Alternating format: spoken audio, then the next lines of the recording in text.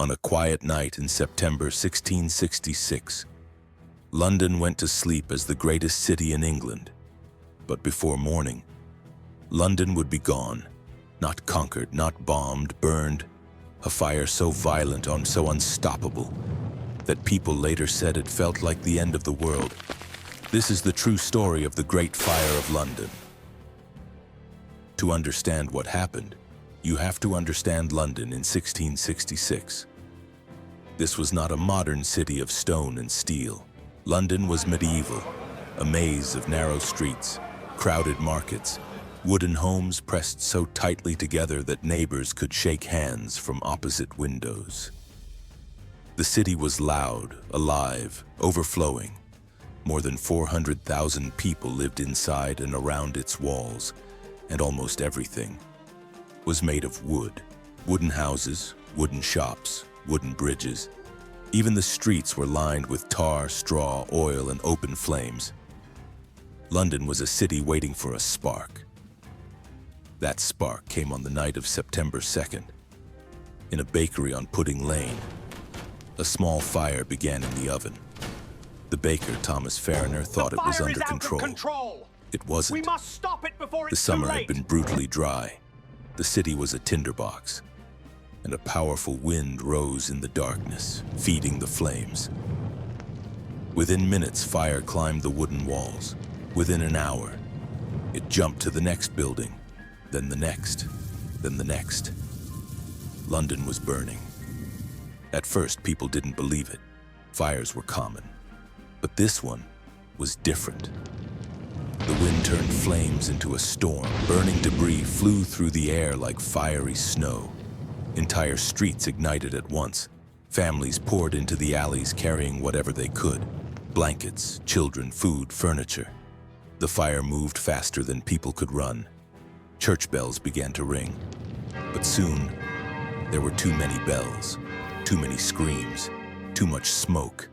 London disappeared behind a wall of black. By the second day, the fire was no longer a fire. It was a monster. The heat became unbearable. People said the air itself was burning. The flames reached the great warehouses along the Thames, filled with oil, coal, brandy, and gunpowder. Explosions shook the city. The river, once an escape, became a mirror of fire. Boats overloaded with refugees floated through smoke as the skyline collapsed behind them. And then, the fire reached London Bridge, the heart of the city. The bridge burned like a torch. There was nowhere left to go.